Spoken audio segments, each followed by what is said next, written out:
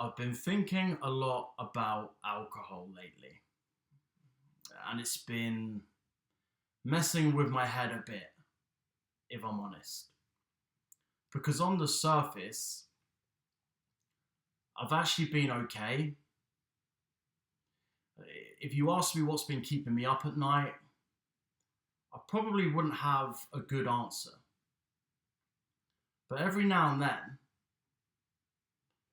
for reasons I just can't seem to describe, I just feel down and a bit restless. And I just want to bounce everything I'm doing and blow my whole fucking life up for a while. And when that feeling shows up, it's important to remind myself from time to time just exactly where that path can lead and why I probably shouldn't roll that dice today. So I want to take us back to New Year's Eve of 2022 during a trip I took to Poland to see a friend who now lives out there. I remember 2022, just to give some context and some background, 2022 was a strange year for me.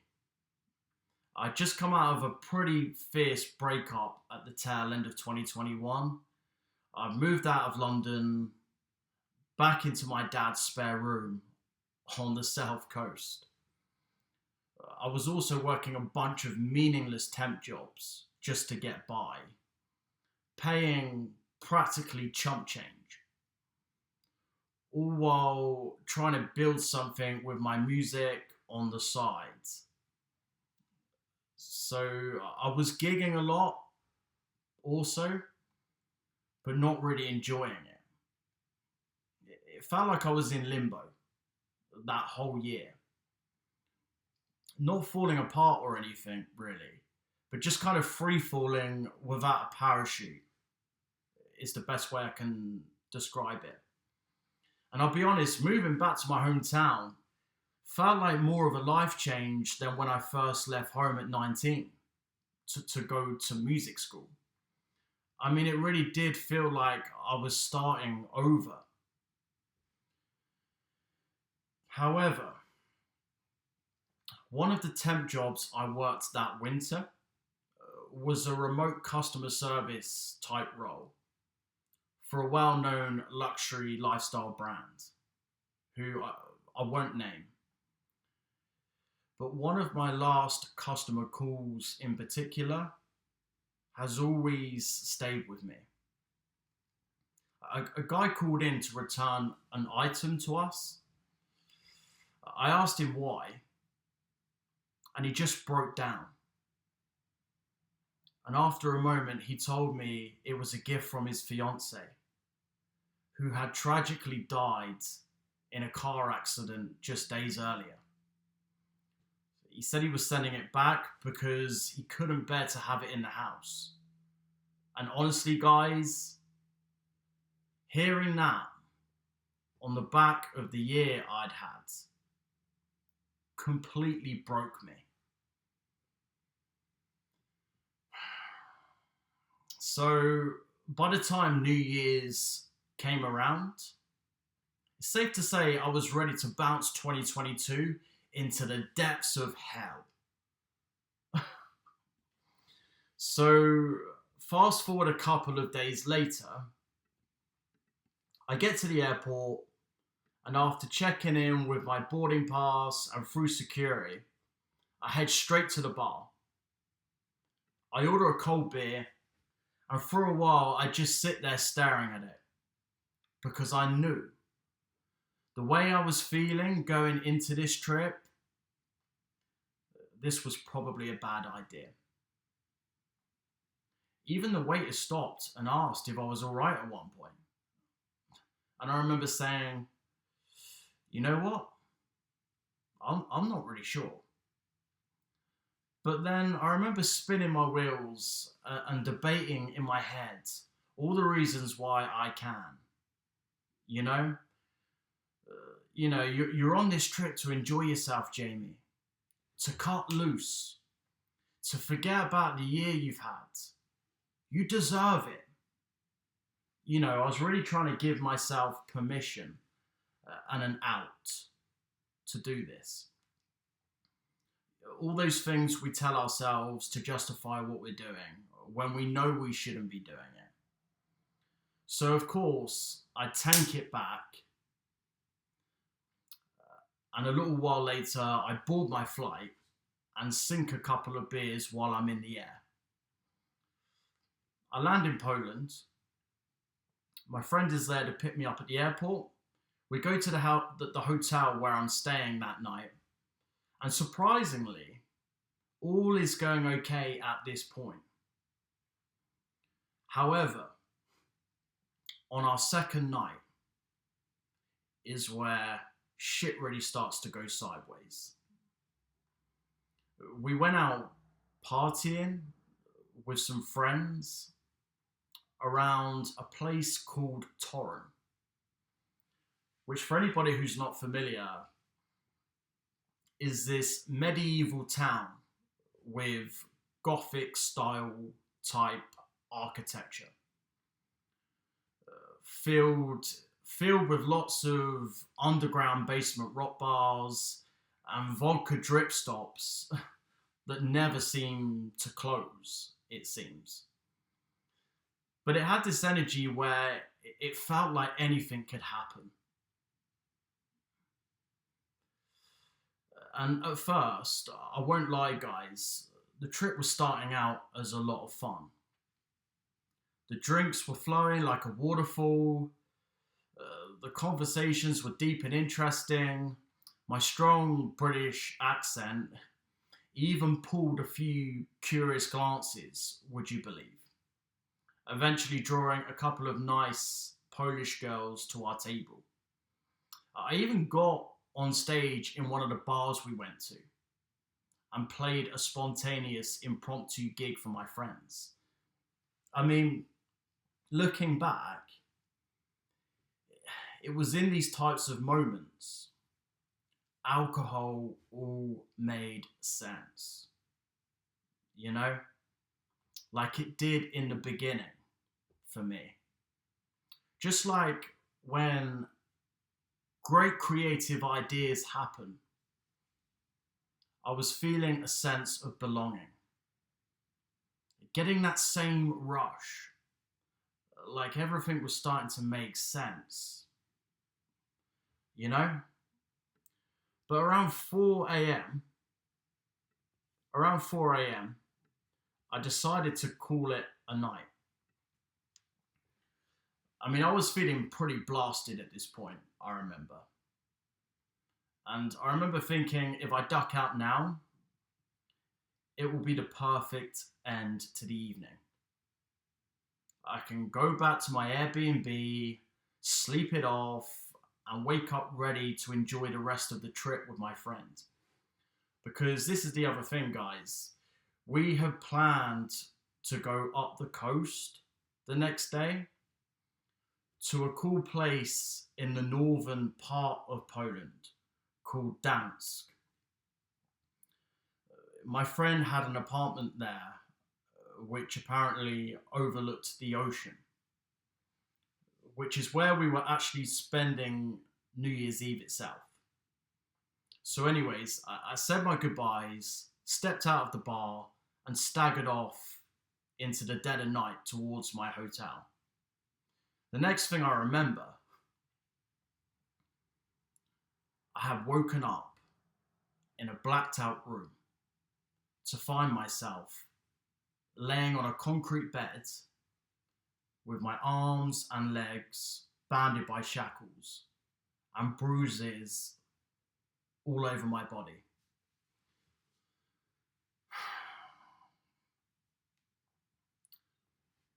I mean, at first I was so confused and disorientated by the situation. It felt like I was either in a weird nightmare, or worst of all, I had been captured by the Russian army and had been taken to some remote location somewhere and thrown into a concentration camp to be tortured or killed. I mean, it sounds bananas now, guys, but when you're in that state, in a foreign country, fear and alcohol does strange things to you. But after a few minutes, though, I was pretty sure it wasn't a nightmare, because I could hear people's voices talking and laughing in the distance. So, to get the voice's attention, after some time, I started to scream through the cell door at the top of my lungs. And moments later, there was silence and the voices stopped. Then the sound of footsteps would start edging towards me, getting louder and louder. The door then opened, and standing a few meters ahead were two police officers, staring down at me in the doorway.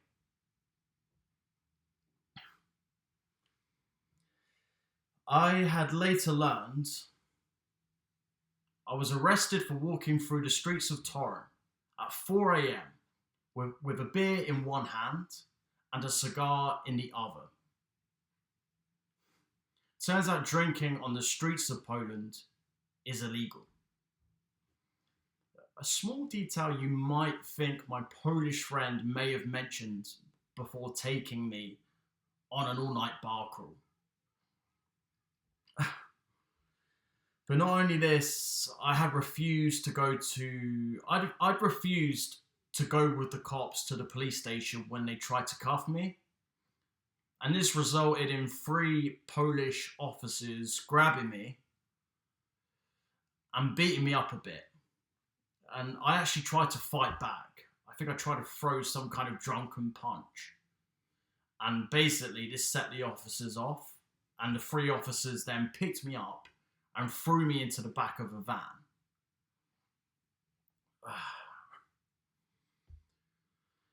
This is kind of embarrassing, guys, to even continue. But anyways, let's do it.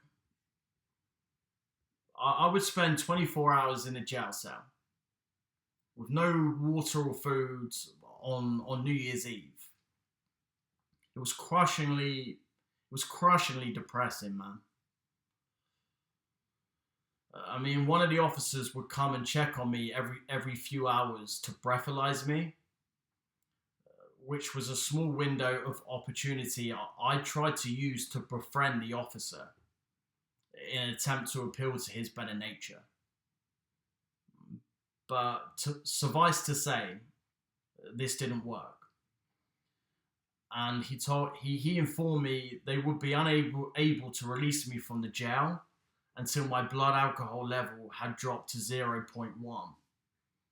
But my blood alcohol level was still completely off the charts at this point. So I would just lay there, hungover, staring at the ceiling, feeling sorry for myself, with nothing but my thoughts. Listening to the sound of fireworks outside the prison walls. You know, people starting to celebrate the end of one year as another one begins. Something I remember just sitting there staring at the walls, just thinking was all of a sudden so out of reach for me. But I knew, guys, it was all by my own design. And for a while, I would lay there thinking about all the people I had let down and all the things I wanted to do differently going forward. Eventually, boredom and desperation gave way to creativity as I began trying to figure out how the hell I was going to get out of there. But it's safe to say my resources were limited, because the cops, as I say, they weren't exactly very accommodating, let's just say. Especially after the fact that I tried to have a fight with them in the middle of the street. So, anyways, I started running scenarios in my head as to what may work as a plausible enough reason for the police officers considering releasing me earlier. And for some reason, being a diabetic seemed a good one. Because being a diabetic would mean I would need medication. More importantly, it was a condition requiring daily medication. So down I went, collapsing to the floor and shaking and mumbling about medication. Within less than a minute, one of the officers come running in to check on me, and in my shaken, stuttering voice, laying on the floor in a curled up ball, I explained I was diabetic. And 15 minutes later, the paramedics had arrived to assess me, and they rushed me off to an emergency room for treatment, and I was quickly hooked up to a hydration IV.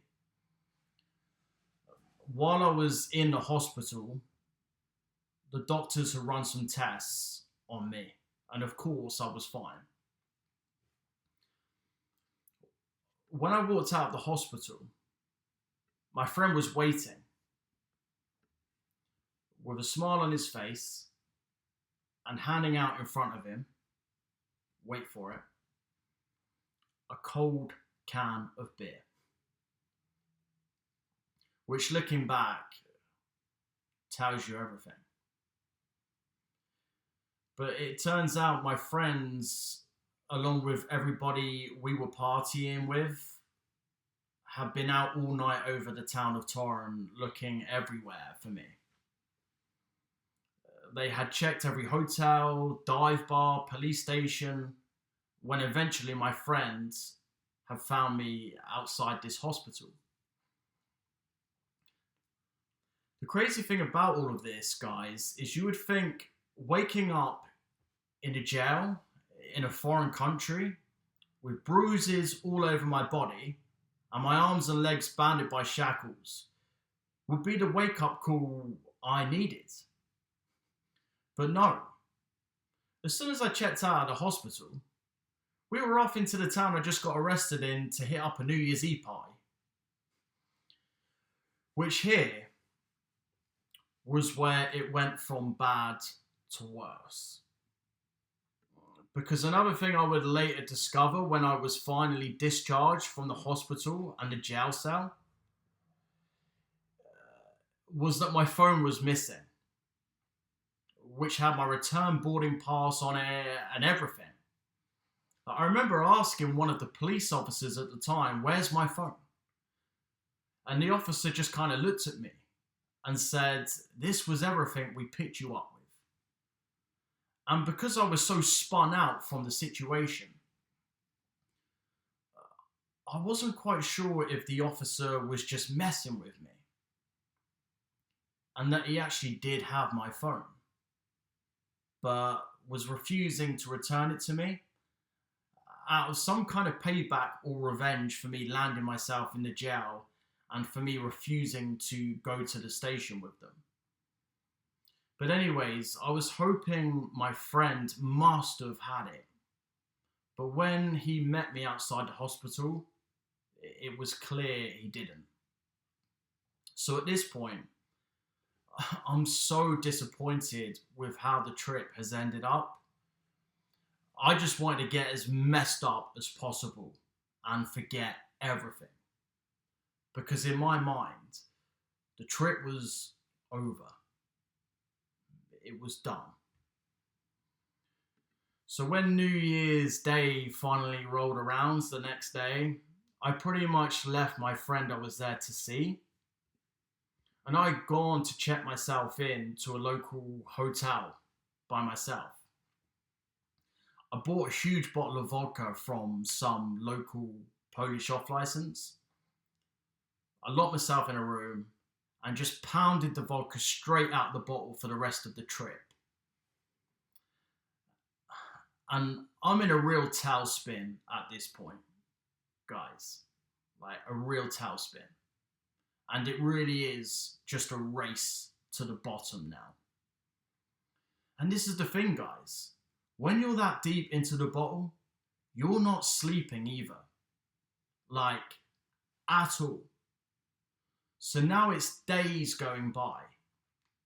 No food, no rest, no sleep, just vodka and my thoughts. And the strange thing is, even though the alcohol is causing it, it also becomes the only thing that gives you any relief. So I go deeper. And at a certain point, you kind of slip into this weird alternative reality, I would call it, where time just kind of evaporates and disappears. But every now and again, when I get really lonely, I go down to the hotel bar just to be around people. I've made conversation with whoever could stand to talk to me. But though, when I look back, I think most of them were just being polite. You know? I met a girl one night, and she came back to my room. But honestly, guys, I was so far gone. I barely remember any of it.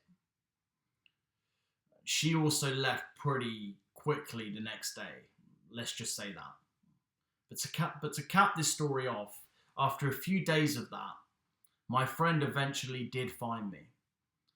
And he dragged me out to this nearby spa and sauna complex in order to try and get me sober.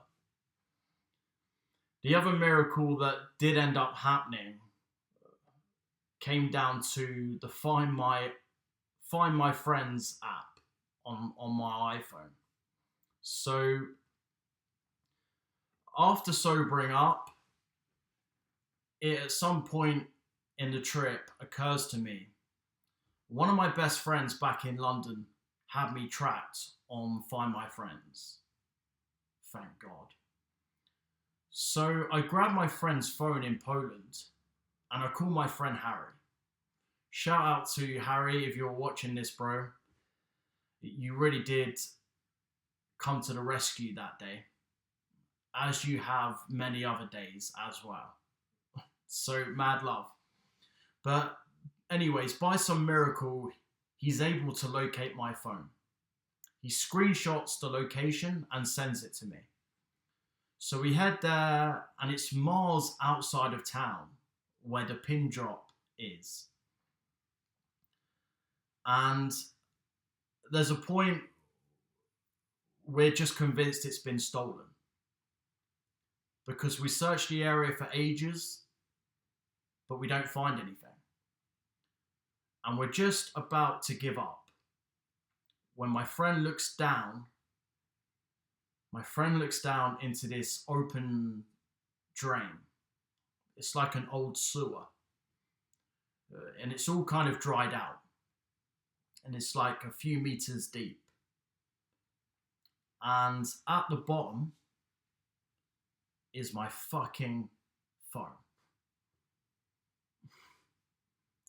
Just sitting there. Still with battery life left.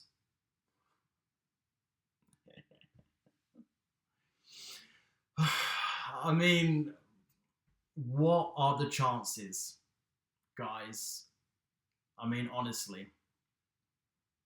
So there you have it.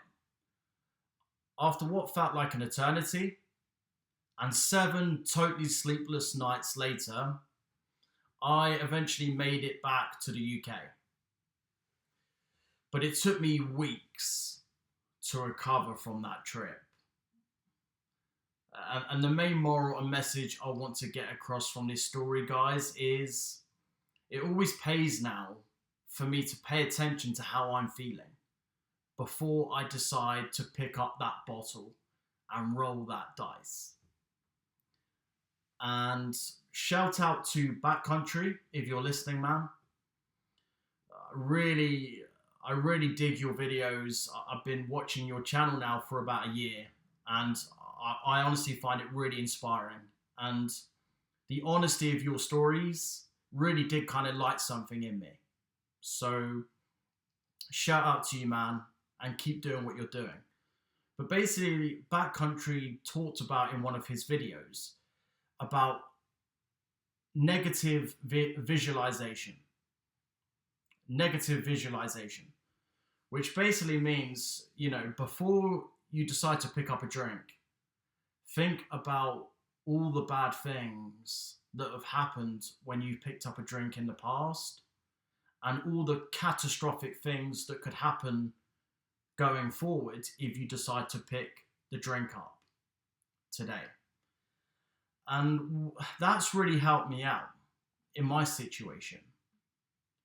I'm now just over 4 months since I've had anything to drink.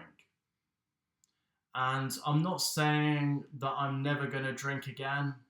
And I'm definitely not going to give anybody that's listening today advice on alcohol, because I honestly believe that every single person's journey with alcohol is radically different. And it's completely unique to you. Like, only you know what your problem is and what you need to address. But something that works for me, not only is the negative visualization thing.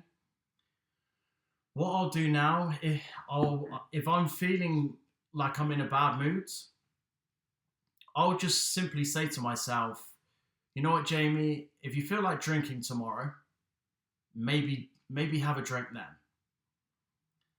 And usually, by the time tomorrow comes around, the moment's gone. And I no longer feel like drinking anymore. And that usually works because I can only speak for me, but if I drink when I'm in a bad mood or having a bad day, it really is like playing Russian roulette with myself. And that's not a dice that I want to roll. So anyways, guys, if you've made it this far, mad love for that. I hope you've taken something from today. And please like and subscribe. I'll see you in the next video. Peace.